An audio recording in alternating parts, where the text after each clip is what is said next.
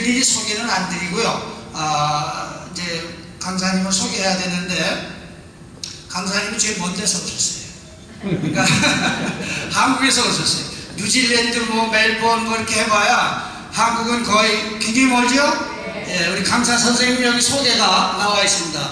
잘 보이세요? 예, 제가 한번 읽어드릴게요. 우리 김정민 박사님은 현재 국제전략연구소 소장이시고 또 여러 군데에서 논설, 방송 해설을 하고 계십니다. 특별히 이제 뉴스타운 여러분들 그 방송에 올라가셔서 많이 아마 보셨을 거예요. 그 다음에 카자흐스탄 국제관계학에서 공부 석사하시고 카자흐 국립대학 국제관계학에서 박사학위를 받았습니다. 그리고 몽골 국립대학 국제관계학과 박사를 하셨는데 한국에서는 연세대학교에서 행정학을 공부하셨는데 특별히 젊은이들이 환호하고 좋아하시는 것은 고대학과 역사를 공부하셔가지고 그 유튜브나 이런 데서 그 역사에 대한 얘기를 아주 심도 있게 말씀을 잘 해주셔요. 저도 많이 들어가서 봤는데 관심이 굉장히 많아서 참 많이 봤습니다.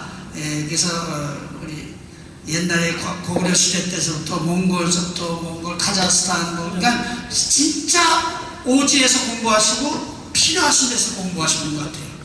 자, 우리 아까 얘기하셨죠? 우리 김정민 박사님 소개하면 태극기를 한번 흔들고 격려하는 의미에서 일단 그 북한에 대한 부분은요, 우리가 지금 알아야 될 부분이 뭐냐면은 북한은 지금 우리가 대치하고 있는 곳까지만 우리가 알고 있어요.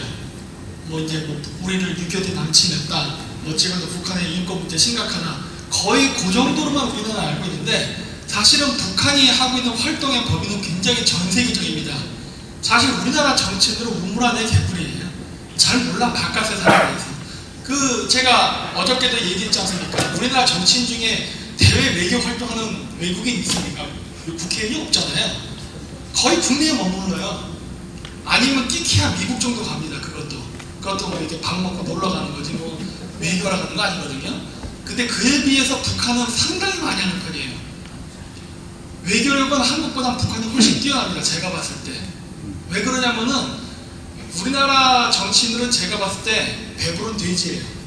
일을 안 해요. 돈은 충분합니다. 작으면서도 못하는 건 절대 아니에요. 자금이 넘쳐서 안 합니다. 그거 갖고 딴짓 하더라. 그건 제가 해외 생활 여러 군데서 해봤기 때문에 다 알아요. 직접 목격했기 때문에 안 한다는 걸 제가 알아요. 그 이제 뭐가 문제가 되느냐? 북한의 그러한 여러 가지 그 공작이 있는데, 북한은 지금 여러 가지 인권이라든가 그다음에 북한의 핵개발 등등 많은 문제 때문에 경제 제재를 받고 있습니다. 예전에도 받았었고 지금도 받고 있어요. 경제 제재를 받았다면은 정상적인 경우라면 북한은 벌써 망했겠죠. 근데 왜 북한이 안 망하고 지금도 버티고 있을까 하는 거예요. 그건 어딘가로부터 돈이 들어오기 때문입니다. 사실은 북한은 91년도에 소련이 붕괴되면서 한 번 망할 뻔했어요. 위기가 오였었어요. 94년도에 김일성 죽고 그러면서 휘청거렸어요. 고난의 행군이라고 그래서. 왜? 그 전까지 북한이라는 나라도 한국처럼 그냥 소련으로부터 그냥 지원만 받고 사는 그러한 나라였어요. 일종의 기생국가였죠. 강한 나라로부터 오는. 그랬는데 그게 갑자기 사라지면서 북한은 위기에 봉착했는데, 북한은 그 위기 속에서 살아남기 위해서 무엇을 하느냐? 적극적으로 대외적인 외교 활동을 합니다. 그 외교 활동이 무엇이었느냐?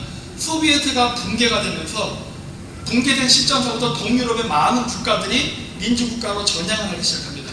그리고 아프리카, 남미, 중동 등등 지역의 국가들이 친소련 국가에서 친미국 혹은 친서방 국가로 전향이 되기 시작해요. 그러면서 그 내부적인 정치적 갈등이 일어나요. 그 속에서 많은 북한의 군 간부라든가 특수부대가 지원을 가서 그 기존의 친공산 정권 체제를 유지시키는데 많은 도움을 준다고요. 그래서 일부는 민주국가로 전향이 되고 일부는 현재까지 그 체제를 유지하고 이런 상황이었단 말이에요. 그러면 그때 많은 군사적 지원을 하면서 그때 고마움으로 얻은 대가로 땅을 많이 받았어요. 혹은 광산 이런 것들을. 왜냐하면 그 나라들도 가난한 나라니까. 그리고 그 이후에 소련이 붕괴되고 나서 화해를 하지 않습니까? 그러면서 중국도 미국하고 국교 정상화가 되면서 지금처럼 중국도 미국에 의해서 경제적 성장을 하기 시작했다고요. 바로 이러한 국제적인 그 조류가 변하는 걸 이용해가지고 그때 살아남았던 공산권 국가들, 이제는 더 이상 공산권 국가라는 얘기는 쓰지 않죠. 하지만 뭐 그냥 교류하죠. 예를 들어서 베트남이 그런 게 아닙니까? 베트남은 지금도 공산당 국가예요. 하지만 교류하지 않습니까? 그러니까 그런 식으로 그 정치적 격변기에 살아남은 국가들이 그대로 남아가지고 이제 민주진영 국가들과 교류를 하게 됐던 거예요. 비즈니스를 하게 되고. 그러면서 그때 당시에 광산이라던가 토지를 받았던 북한이 거기서 사업을 하기 시작합니다. 사업을. 그래서 우리가 모르는 사이에 북한은 이미 해외 시장을 개척했어요. 그렇게 우리가 한다는 자원외교 맨날 갖고 나가서 자기 호주머니에 챙기고 술 처먹고 하는 동안에 북한 애들은 그걸 갖고 자원외교를 했다고. 그 없는 돈으로. 그래서 그 돈을 다 해가지고 어떻게 됐냐? 북한에 송금하기 시작했다고. 그래서 북한이 지금까지 체제 유지가 된 겁니다. 그냥 북한으로 뭐 북한 주변만 뭐 철동같이 막으면 북한이 굶어 죽고 꽥하겠지 않는데 천만에만만해요. 바깥에서 버는 돈이 많아요. 그래서 북한 내부를 통제한다 해서 북한이 죽고 망하는 시스템이 아닙니다. 바깥을 막아야 돼요. 북한은 이미 아프리카라든가 다른데 마약, 커피, 금, 뭐 철강, 구리 등등 많은 자원을 직접 캐가지고 수출도 합니다. 그거를 가만히 방치해두면은 어떻게 북한의 핵 개발을 저지하겠어요? 방법이 없지. 대금 결제를 예를 들어볼까요? 뭐 이번에 뭐 우리나라 은행도 통해갖고 북한 무기 대금 보냈다면서요? 어저께도 제가 얘기했지 않습니까? 남예멘 사람들 왜 우리나라에 이민 집어넣는지 아느냐.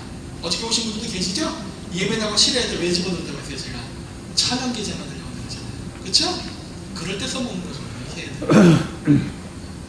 하여튼 간에 그 북한이 핵 개발을 하려면 자금이 필요한데 그 자금을 북한에서부터 돈을 주고 무기 개발을 하고 왔다 갔다 거래하면 바로 적발되겠죠. 그 너무나 쉬운 거지. 그런 바보 같은 짓을 누가 하겠습니까? 그런 병신 같은 짓을 절대 안 하지.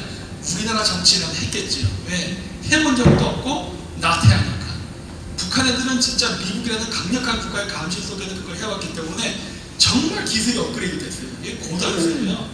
북한 애들, 걔네들 이 첩보 능력은 장난이 아닙니다. 우리나라 국정원들이 배워야 돼요, 진짜. 너무나도 게을러요. 너무나도 게을러. 하여튼 그런데 그래서 얘네들은 자금이 북한으로 움직이질 않아요. 바깥에서 움직여버립니다.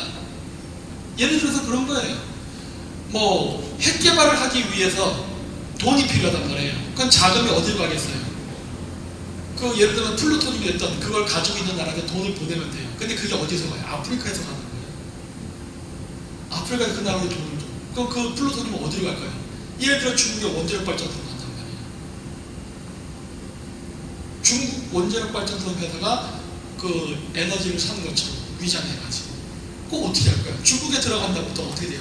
중국은 모든 게 세탁이 가능한 나라 아니에요. 모든 게. 예? 알 수가 없게 된다니까요. 그래서 중국이 항상 위험한 거예요. 그러니까 절대 자금이 중국으로부터 나와서 어디로 가고 이렇게 움직이질 않아요. 바깥에서 전혀 다른 제3계 국가에서 움직여버리기 때문에 그걸 잡아야 돼요. 근데 우리는 그거를 잡을 생각을 전혀 안 하죠. 전혀 안 해요. 국내 주변 어디서 뭐 북한 애들을 기웃거리는 놈이다 이런 놈이나 잡으려고 북한 애들이 미쳤습니까? 그런 식으로 움직이기? 물론 오늘날은 그렇게 움직이고 있어요. 왜? 정권이 완전히 좌파 정권이다 보니까 이제 대놓고 해버려요. 옛날 때는 그러지는 않았단 말이에요. 그러니까 지금 이런 것들을 지금 다 방치해두고 있는 거예요. 그래서 이러다 보니까 어떤 문제가 생겼느냐? 국제 분쟁에는 항상 북한이 있습니다. 북한 빼면은 국제 분쟁에서 얘기할 거리가 없어요. 예를 들어서 페루의 그 대통령이 후지모토였죠. 일본 사람이었어요. 그 반대파 정권 북한이 도왔죠. 그럼 모르시죠? 이래. 이게 우리나라의 현실이에요. 이게 우리나라의 현실. 주사파, 그 다음에 그 뭐라 해야 되나, 마오이스트, 뭐 택토파나 마오이스트 이런 놈들이 붙어가지고서 그 후지모를 내쫓는데 적극적인 지원을 했다고요. 물론 걔네들은 진보라고 얘기해요. 후지모리 뭐 비리 있을 수 있겠죠. 그러니까 문제는 뭐냐, 우파의 비리가 좌파를 끌어들이고 있어요. 그러니까 우파들도 비리 문제는 정확하게 해결을 해야 됩니다. 어쨌든 간에 이런 식으로 전 세계에 그렇게 많아요. 그 다음에 저기 어디냐, 베네수엘라, 거기에는 북한 애들이 입김이 없을 것 같습니까? 마찬가지예요. 모가디슈가 아니라 어디냐, 모잠비크 이런데 전부 다 북한의 손길이 안 미친 데가 없어요. 전부 그 정권 유지하는데 다 북한에 끼거든. 최근에 쫓겨난 아프리카 대통령 있죠? 모잠비크에, 짐바브웨. 그 사람 이름 뭐더라? 갑자기 까먹었다. 무가비가 김일성 절친이잖아요. 아세요? 무가비 김일성 절친이에요. 무가비가 혁명 일으켜서 정권 잡을 때 김일성이가 적극적으로 도왔습니다. 그래가지고 무가비가 정권을 잡은 다음에 계속 무가비 정권 내 그 친위대, 그 대통령 경호 부대들 북한에 가서 특수교육도 받고 또 북한에서 당연히 보내가지고 그 경고도 해주고, 그리고 이제 거기 모잠비크의 그 땅들을 빌려가지고 플랜테이션도 또 북한한테 했어요. 불과 몇 년 전, 지금도 하는지는 모르겠어요. 했어요, 계속. 늘 그래 왔었어요. 예멘 마찬가지죠. 시리아 당연히 마찬가지죠. 레바논도 마찬가지. 김일성 공원이 있죠. 이 정도로 북한이 전 세계에 손을 안 뻗친 데가 없다고요. 네. 우리는 그동안 뭐 했어요? 우리나라 국정원이 그런 식으로 일을 하나요? 국내에서 만들지. 바깥에서 그런 식으로 놀 동안 우리는 뭘 했냐는 거예요. 그래서 내가 늘 얘기하잖아요. 북한의 비핵화를 위해서는 우리는 이스라엘하고 공조를 해야 된다. 그 얘기는 뭐예요? 중동 전선에 적극 참여해라. 그 누구한테 얘기하는 거예요? 우리나라 정보기관 하라고 하는 거예요. 정보기관 참여해야지. 북한 애들이 거기서 돈을 벌어서 북핵 개발 자금을 보내면 우린 뭐 해야 돼요? 거기를 가가지고 똑같이 참여해서 북핵 개발 자금이 송금 못하게 막아야죠. 그 막으려면 어떤 공작을 하면 되는 거예요? 예를 들어서 시리아의 좌파 정권이 북한이랑 결탁돼 있다. 다음번 선거 일어난다. 그럼 시리아 좌파 정권 선거에서 낙선시키기 공작해야 될 거 아니에요. 안 들키게. 들키면 내정 가능되니까. 어? 그런 게 공작 아니에요? 왜 그런 거 안 해? 우리나라 사람들은? 응? 그러면서 맨날 미국이 우리나라를 도와주기만 기다리는 이런 수동적인 행동을 하고 있냐는 거예요, 도대체. 적극적으로 움직여야 된다니까요. 북한은 이런 식으로 점점 세력을 확장해가 나오고 있어요. 이제는 어디까지 빨뛸 것 같냐면 한국에도 빨뛸 것 같아요. 여러분들이 쓰는 물건 하나하나마다 북한으로 송금이 되는 것들이 분명히 있을 겁니다. 우리가 인지하지 못해서 그렇지. 우리가 인지하지 못해 대표적인 하나가 뭔지 아세요? 태양광이에요. 응? 태양광은 100% 들어가고 있거든. 응? 전라도 광주에 그렇게 국내에서 가장 큰 태양광 판넬 회사가 있었는데 임종석이가 그걸 버리고 중국산 들였잖아요. 그래서 그 회사 부도나 버렸잖아요. 응? 같은 전라도 사람끼리 왜 그래? 응? 그래가지고 그거 부도내고 결국 그거 왜 그러면 중국 사람 쓰겠어요? 북한 돈 퍼주려고 하는 거 아닙니까? 북한 돈 퍼주려고. 어떻게든 북한에 돈을 꽂아서 북한 핵 개발을 하는데 온갖 짓을 해요. 그 전부 여러분 국민 세금이에요. 태양광 사업 아니에요. 국민 세금이니까 여러분 의지와 상관이 없어요. 정부가 정책을 정해서 예산을 써버리면 되는 거예요. 몇 조씩. 그러면 거기에서 그 커미션이 발생하기 때문에 그 커미션이 전부 다 북한으로 들어가서 그게 핵 자금으로 쓰이는 거란 말이에요. 이런 것들이 한두 가지가 아니에요. 여러분이 마시는 커피에서부터 해가지고, 왜? 아프리카에서 커피 재배한다고 그랬잖아요. 좌파들이 운영하는 커피숍 많죠? 그 커피가 어디서 오겠어요? 명분은 그거죠. 남미의 식민주의자들이 거둔 커피가 아닌 직접 그 농민으로부터 수거해서 우리가 커피를 생산해서 판매합니다. 이런 것들 전형적인 좌파들이 하는 커피들이거든요. 그런 애들 그거 다 어떻게 해요? 누구랑 거래하는 거예요 도대체? 누구랑?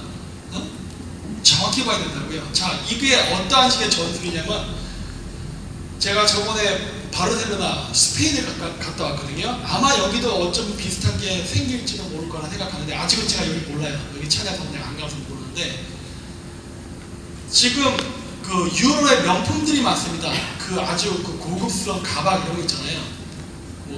저는 잘 몰라요 그런 제품들. 근데 하여튼 그런 명품 가방 같은 거 있는데 하나 몇백만 원씩 한다면서 중국 애들이 그런 명품 시장에 진출하기 시작했어요. 자기들이 갖고 있는 돈으로.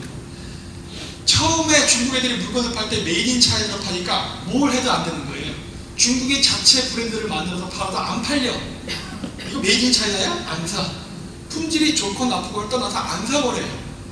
그러다 보니 그러니까 중국인들이 어떠한 계획을 세우기 시작하냐면은 중국 제품을 안 팔기 위해서 직접 유럽에 갑니다.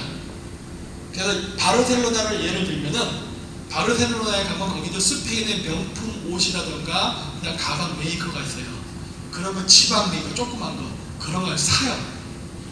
작으니까 그걸 사가지고 그 공장을 돌려서 물건을 만듭니다. 그러면 그건 메이드 인 스페인이에요. 그쵸? 근데 거기 직원 노동자들은 누구냐? 중국인이에요. 중국 불법 노동자들, 그러니까 미국자들 이용해요. 미국자들 데려다가 지하에서 물건 만들면 얼마예요? 싸지.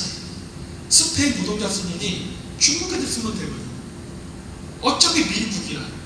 말 안 들으면은 신고해버리면 돼. 그렇잖아요.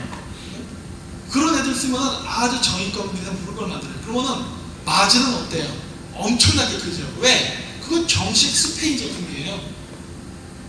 그 회사 자체가 스페인 원래 메이커라니까. 그리고 메이드 인 스페인 맞아요. 그 공장도 원래 스페인 공장 맞아. 근데 내부가 변했지, 중국인으로. 그리고 마진은 엄청나게 크죠. 그래서 그걸 팔아요. 그것도 팔고 그와 동시에 무슨 전략을 쓰느냐? 경쟁사 죽여야 될 거 아니에요. 경쟁사 죽이는 방법 뭡니까? 여러분 한번 생각해 보세요. 여러분들이 그렇게 해서 이제 중국인이야. 이제 명품 가방을 판매하기 시작해서 옆에 이제 경쟁사를 죽이고 싶어. 어떻게 하면 돼요? 덤핑. 가격 떨어뜨려요. 가격도 떨어뜨리고 또 뭘 하느냐? 짝퉁을 만들어서 팔아버려요. 짝퉁도 만들어요. 짝퉁도 만들고 가격도 자기 가격은 후려쳐요. 그러니까 어떻게 돼? 견딜 수가 없는 거예요. 망해. 그것도 어떻게 해요? 거기서 또 인수해요. 계속 장악하면서 그 주변 일대를 다 장악해서 그 이탈리아하고 스페인의 명품 브랜드를 다 장악합니다. 그 장악을 지금 하는 과정에 있어요. 장악 다 끝나면 어떻게 돼요? 일시에 가격 올려버립니다. 이게 중국인들의 전술이에요. 이 전술을 북한 애들이 그대로 모방합니다. 그래서 북한 애들이 다른 데 가서 똑같은 전법으로 이런 식으로 해요. 그래서 우리나라가 됐건 어디 갔건 똑같이 이런 식으로 중국에 쓰는 요 방법으로 커피가 됐던 짝퉁 제품이든 뭐가 되든 다 해요. 그리고 그걸 우리가 사는 거예요. 우리가 뭘 사는지도 몰라요. 그러면 다 들어오더라고요. 중국 제품 많이 들어와요. 그래서 뭐 맨날 우파 정치인들이 우리 중국 제품 수입 안 하면 죽어요. 이런 새끼들 빠개질 가능성이 높아요. 그런 새끼들. 왜? 중국의 무역 수출 거래하는 것들은 집중 팔고 북한일 수도 있어요. 왜? 중국 회사로 위장하고서 운영하는 회사가 많기 때문에. 이러한 정보 자료는 일본에 무진장 많습니다. 일본 공안청에. 우리나라는 조사를 안 하는 것 같더라고. 네. 미국은 별로 조사 안 해요. 미국보다 일본이 더 많아요. 일본은 직접 당사자이기 때문에. 그런 식으로 해서 일본에 많이 팔아먹었어요. 이게 이제 최근 우리나라에서 일어나는 현상일 뿐이지 원래 이 시장은 일본이에요. 대상이. 그래서 패션 잡화는 생기게 돼 있습니다. 왜? 돈을 많이 벌었거든요. 돈을. 근데 그런 패션 잡화들이 돈을 많이 벌면 벌수록 어떤 문제가 생기냐? 우리나라의 정상적인 중산층이 몰락하게 됩니다. 왜? 한국은 안 팔리니까. 아시겠어요? 이 메커니즘의 구조를? 이거 자고한 거예요. 우리나라 공장이 점점 죽어가기 시작하죠? 그거 왜 죽어요? 중국 제품 때문에 밀려서 죽고 있죠? 그거 왜 그러면은 우리나라 제품이 죽어나가냐는 거예요. 네? 이 구조예요. 구조를 그렇게 만들어버린다. 그리고 여러분들이 그 구조 속에 익숙해져 있기 때문에 여러분들이 입으로는 빨리 외치면서 북한이랑 관련 있는 제품의 술을 마신다고 딱 음식을 먹을 수 있는 거예요. 우리도 모르는 사이에 왜 안 가르쳐 줍니까? 안 가르쳐 준다는 거예요. 이거를 조사해야 되는데 조사를 절대 못하게 하죠. 중국 쪽으로부터 오는 모든 물건들은 전부 회사를 다 조사해야 돼요. 전부 다. 일단 태양광 눈에 드러난 것부터 조사해야 되는데 절대 태양광도 조사 안 하잖아요. 지금. 이런 것들이 많잖아요. 그래서 북한에 대한 자금줄을 끄는 데 있어서 한국 정부가 협조 안 하면은 미국이 쓸 수 있는 최악의 방법은 뭡니까? 한국 세컨드를 볼 것이지 뭐예요. 한국이 북한을 먹여 살리고 있잖아요. 모르시죠? 한국이 북한 먹여 살리고 있다고 지금. 여러분들이 쓰는 모든 물건들이 결국 북한 체제를 유지하는 데서 들어가고 있는 거예요. 그러니까 이 북한의 이 공산주의자들이 빨대를 그렇게 탁 뽑은 거예요. 얼마나 대단해.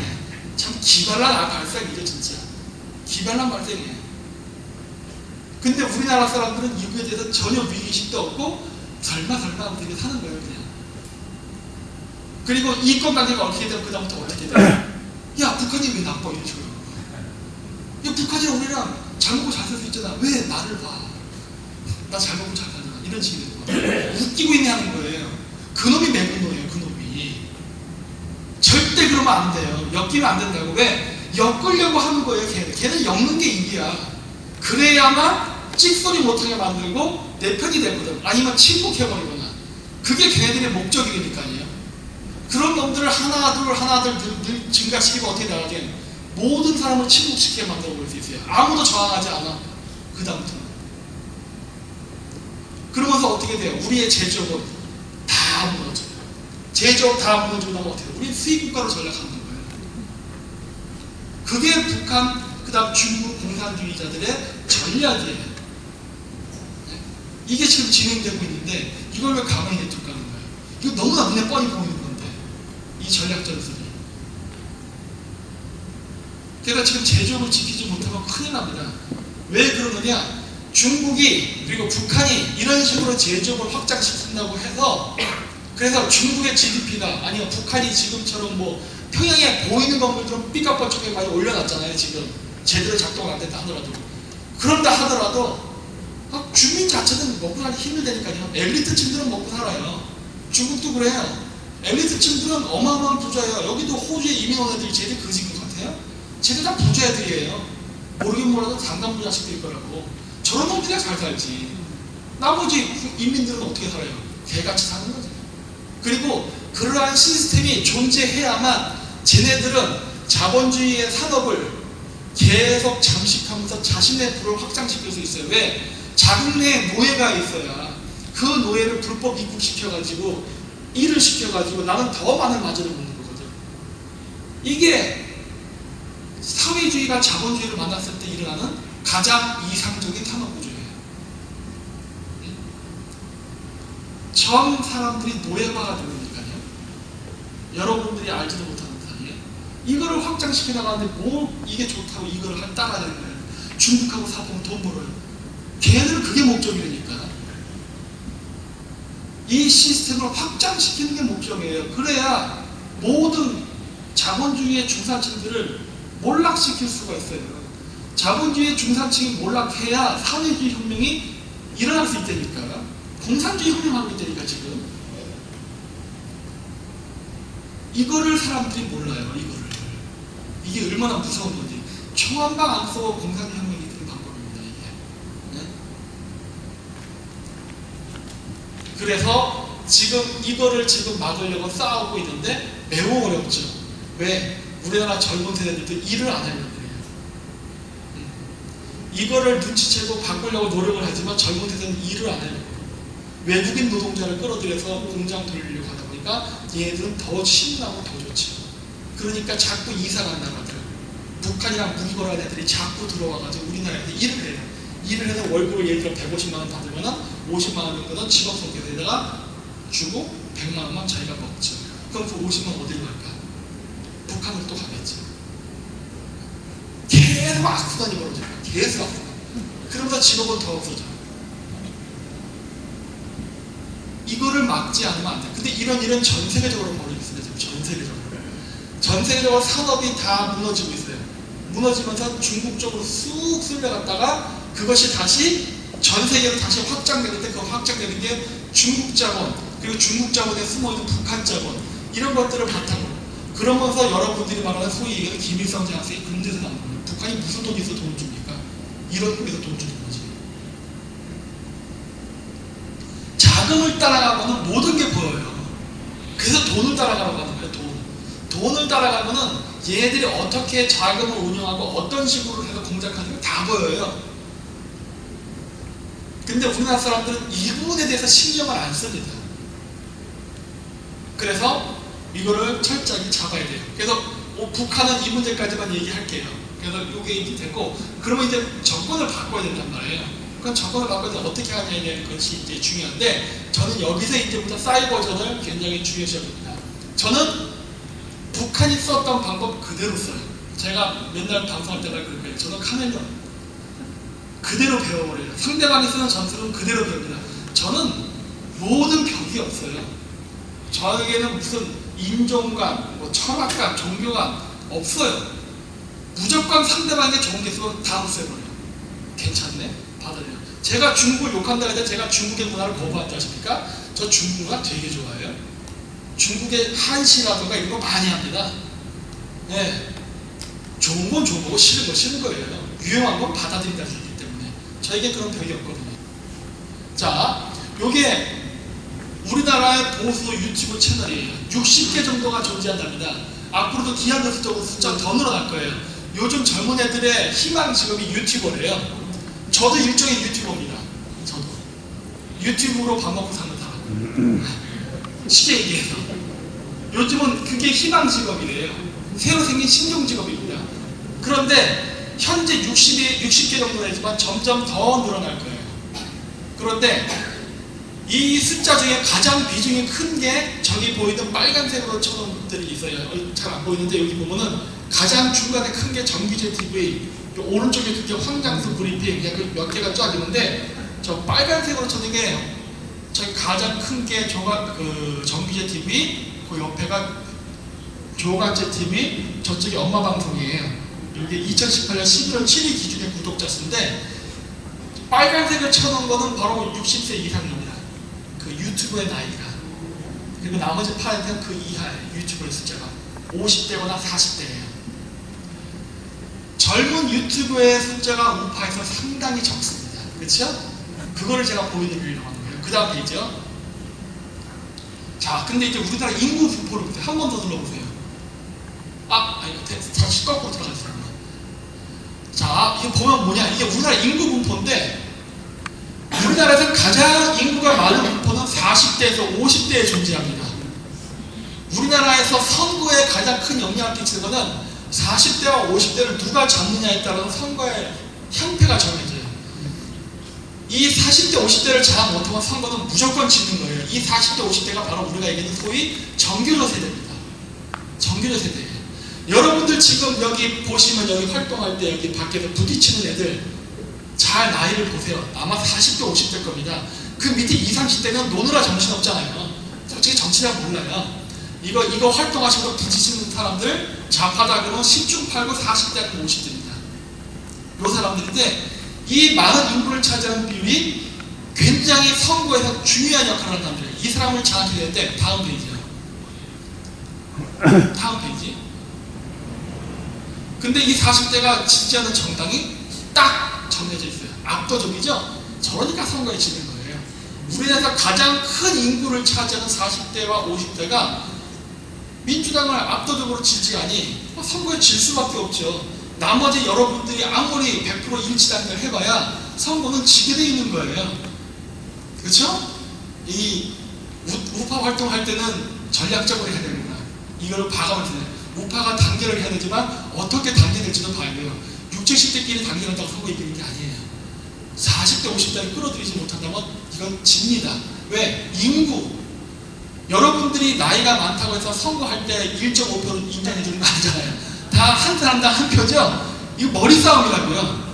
머리 싸움이기 때문에 한 명이라도 우리 편으로 끌어들이지 못한다면 무조건 지는 게임이에요. 그렇죠? 여기도 보니까 오늘 여기 오신 분 중에 40대 있어요? 40대나 50대? 몇 명이나 됩니까? 꽤 적네. 보세요. 이래가지고 어떻게 선거에 이기겠습니까? 그렇죠? 확인해 들어가는 거죠? 40대, 50대가 많지 않으면 선거 못 이깁니다. 모르겠어요. 여기 한인에도 선거를 하지 모르지만 그 선거를 하면 아마 한인에다가 직접 하고 좌파가 될 거예요. 그렇게 된다면. 다음이요. 자, 이 연령을 좀 더 세분화해서 20대, 30대, 40대, 50대, 60대 이상 보면은 전반적인 연령층에서 다 민주당 쪽에 압도적으로 몰려있어요. 현재로서는. 원래 60대 이상은 자유한국당이 많았었는데 지금 많이 줄었어요. 이번 선거 기준입니다. 그 이유는 뭐냐면요. 이번 선거 때는요. 저기 그 60대 이상이 선거 안 했어요. 더럽다고 안 했어요. 맨날 부연해서 싸우고 하는 바람에. 그래서 패배의 요인이 있었어요. 가뜩이나 숫자도 적어 죽겠는데 뭉치지도 않았기 때문에 떨어졌어요. 그래서 저런 선거 결과가 나온 겁니다. 근데 여기서 이제 주목해야 될 점은 20대의 숫자가 두 번째로 많다는 거예요. 그렇죠? 저거를 잘 주목해야 돼요. 전체적인 인구 비율을 봤을 때 40대 인구가 많아요. 많지만 저 앞으로 인구는 계속 앞으로 가지 않습니까? 나이를 먹어가지 않습니까? 우리가 노려야 될 타겟은 저는 어떻게 생각하냐면 죽어도 바뀌지 않는 40대보다는 바뀔 가능성이 있는 20, 30대를 노리는 게 더 좋다고 봐요. 근데 20, 30대의 비율이 민주당 안에서 보면 1등, 2등입니다. 쟤네들을 꼬셔야 돼요. 딱 답이 나오는 거예요. 그래서 통계 그래프를 봐야 되는 거예요. 백날 설득해서 설득 안 되는 사람 꼬시지 말라요. 20, 30대를 꼬셔야 돼요. 20, 30대를 꼬실 수 있어야 되는데 꼬실 수 있을 겁니다. 왜냐? 다음 페이지. 그 이유는 취업률 때문에 그래요. 취업률 보면은 20대가 민주당을 지지하는 비율이 급격하게 이탈하고 있습니다. 이유는 딱 하나, 취업률. 지금 문재인 대통령의 외교 실패는 계속 경제를 나쁘게 할 것이고 당연히 취업률은 나빠져요. 고로 20대, 30대의 취업률은 나빠지니까 지지율은 당연히 나빠질 겁니다. 즉 민주당을 지지하는 비율 중에 가장 큰 1등과 2등을 차지하는 20대와 30대의 지지율은 급격히 낮아질 거예요. 경제가 나빠질수록. 이런 추세가 쫙 보이는 거예요. 아하, 저 사람들이 우리 편이 될 가능성이 있다예요. 우리가 된다 아닙니다. 가능성이 있다예요. 저 표는 민주당에서 빠지면서 민주당의 지지율이 쭉 떨어질 거예요. 그렇다고 해서 자유한국당이 올라가느냐? 안 올라가요. 그건 안 올라가요. 네. 착각하지 마십시오. 왜? 자유한국당은 변할 생각이 없기 때문에. 안 올라가요. 그냥 부동표로 나올 겁니다. 어느 쪽에도 가지 않는 부동표로 나올 거예요. 다음이요. 여기 쭉 나오는데 이거 말고 다른 통계 그래프가 있었어요. 그게 뭐냐면은 대부 퍼주기 하는 거에 대해서 어떻게 생각하느냐 해서 마찬가지로 20대가 가장 부정적이었어요. 그거 왜 퍼주라고 그러는 거예요? 가장 긍정적이었던 데가 몇 대였을 것 같아요. 나이로 봤을 때. 몇 대가 가장 북한에 퍼주는 걸 찬성했을까요? 네, 40대. 딱 드러나는 거예요. 아, 역시 40대. 정교제 세대는 여전히 안 변하는 문화예요. 경제가 나빠져도 여전히 태평성대로 부르지는 문화. 이거는 죽어도 안 변할 거예요, 아마. 네. 그러니까 40대가 이렇게 하는 거예요, 지금. 하지만 직접 피부에 와닿는 20대, 30대 구직하는 애들은 바로 여기에 반응을 한다는 거예요. 북한의 송금하고는 바로 반응해요. 이런 개새끼를 만나고. 바로 자기를 지지했던 사람이지만 20, 30대는 조금 다릅니다. 이제 세대가 변했어요. 그렇기 때문에 여러분들이 20, 30대가 이념이 없다고 많이 불만을 하는데 걱정하지 마십시오. 걔네들은 그렇다고 좌파 이념이 있는 것도 아닙니다. 아무 이념은 없어요. 그냥 자기 이익을 따라 움직이는 건데 자기 이익이 안 맞으니까 싫은 거예요. 네. 그렇기 때문에 문재인 정권이 경제개발에 실패하면 당연히 돌아서요. 뒤끝도 안 봐요. 40대는 뭐 같이 뭐 학생운동하고 뭐 혁명동지運동 이런 소리 하는데 20, 30대 그런 거 없거든요. 그냥 뭐 네가 좋아 보여서 찍었을 뿐이고 지금 개판치네 딴 놈 뽑아야지 이런 생각이에요. 아주 간단한 구조예요. 그렇기 때문에 돌아선다는 거예요. 그건 어렵지 않아. 다음이요. 자, 그러면 이제 우리가 해야 될 거는 20대, 30대를 집중적으로 꼬셔야 되고 더 가능하다면 일종의 수도에 해당하는 40대를 꼬시면 더 좋아요. 40대가 무너진다면 걔들에게 치명적인 급소를 얻어맞는 거거든요. 40대의 성지가 어디입니까? 지역적으로는 전라도예요. 그렇죠? 지역적으로는 전라도예요. 연령층으로는 어디입니까? 40대예요. 거기가 핵심 수도에 해당하는 지역이라고. 거기를 점령할 수 있으면요, 나머지는 와장창으로 되는 거예요. 그렇게 가는 겁니다. 그거를 공략할 수 있어야 돼요. 우파 사람들이 지금 우파 활동을 해야 될 거는 그거예요. 맨날 보수라고 진짜 지킬보에 지키수 이거 하면 안 돼요. 공격도 해야지. 공격도 해야지. 그래서 가장 최선의 방어는 뭡니까? 선방 아닙니까? 먼저 갈기는 거거든요. 방어가 아니고 공격해야 되는 거지. 그래서 지금 저희는 그렇게 하고 있어요. 저희는. 네. 다른 우파 매체들은 기존의 활동대로 해도 저는 상관없다고 봐요. 말 그대로 지키십시오. 수성하세요. 네. 5, 60대 사람들 계속 이 페이스로 계속 지키세요. 단 분열되지 마시고 자기들끼리 싸우면서 그것만 하세요. 나머지는 뭘 해야 되느냐? 들어가서 만드는 작업을 해야 되는 게 앞으로 우리들이 해야 될 몫이에요. 네. 그래서 어떻게 하느냐? 지금 저희가 그 작업을 하고 있는데 이제 성적표를 봐야죠. 제가 여기 한국에 와서 유튜브 활동을 한 거는 한 12개월 정도 돼요. 1년 정도 됐어요. 그러면 원래 그런 목표를 했는데 과연 이러한 통계 분석에 의한 전략이 맞아 들어가느냐 안 들어가느냐를 봐야겠죠. 한번 볼게요. 다음이요. 이게 제 거예요. 폭파 당하기 직전에. 네. 여기 보시면 연령층이 어떻게 나와 있습니까? 45세에서 55세예요. 그렇죠? 한 번 더 눌러보세요. 거꾸로 돌아갈게요. 바로 우리나라에서 가장 많은 인구를 차지하는 비율이죠. 그쪽의 비율이 가장 많아요. 원래 저 그래프는 어디서 나와야 되느냐? 좌파 채널에서 나와야 되는 행태예요. 좌파 운동하는 사람의 유튜브에서 저렇게 나와야지 정상이에요. 40대가 가장 많아야 돼요. 우파 채널에서는 40대가 많지 않은 게 정상입니다. 그쵸? 근데 저게 우파 채널이라는 거예요. 이게 걔네들에게 굉장히 불편한 현실인 겁니다. 이게 보통 우파 채널에서는 40대가 별로 없어요. 적어요. 좌파들이 많다고. 그래, 한 번 더 눌러볼게요. 한 번 더요. 이번에 저희가 했던 강의 528명인가 왔었습니다. 네, 528명 중에 그 연령별, 그 다음에 이제 나이별로 분포를 이제 쭉 주사하는데 여기 보면 40대, 50대가 굉장히 많죠. 우리나라 인구의 좌파적 성향이 가장 강한 부분 쪽이 우리의 주요 그 참가하는 사람들이에요. 여기 온 사람들은 상당수가 다 전향한 사람들입니다. 그러니까 원래 우파 40대가 온 게 아니라니까요. 좌파 40대 사람들이 온 거예요. 네? 여러분 요즘 좌파 애들 그 강의한다고 모여도 500명 못 봅니다. 100명도 못 모아요. 더구나 공짜도 아닌데. 이거 자체가 굉장한 쇼크예요. 걔네들한테는. 왜? 이거 반 뒤집을 수 있거든. 40대가 흔들려 버리면 아주 골치 아파져요. 왜? 40대는 골수좌파예요, 진짜. 뼛속까지 충성이거든요. 얘네들이 흔들려 버리면 아주 심각해져요. 네. 그리고 저희는 비율이 여자들이 상당히 많아요. 이것도 중요해요. 이게 여자를 많이 확보하지 못하면 이 싸움은 못 이깁니다. 원래 장사할 때도 나이트클럽에서 잘 되는 나이트클럽은 여자들이 많이 가는 나이트클럽이에요. 그래서 나이트클럽은 예쁜 여자들을 공짜로 입장시키는 거 아시죠? 네, 그래야 남자들이 그걸 보고 해를 내고 돈을 내고 들어가고. 원래 그래요. 장사도 그래요. 모든 게 그래요. 여자가 안 가. 백화점도 여자가 안 들어가면 장사 안 돼요. 남자들이 가서 뭘 삽니까? 솔직히. 그런 거거든요. 이게 되게 중요해요. 통계 그래프로 그래서 보는 거예요. 분포도를 봅니다.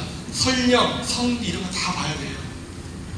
그래서 지금 좌파들의 행진, 왜? 저게 왜 노리는 봐봐. 맘충을 노리는 거예요. 네. 맘충이라고 있잖아요. 문재인 지지하는 맘충들. 그거에 대한 다운대비 공작이 들어가려면 딱 그걸 해야 되거든요.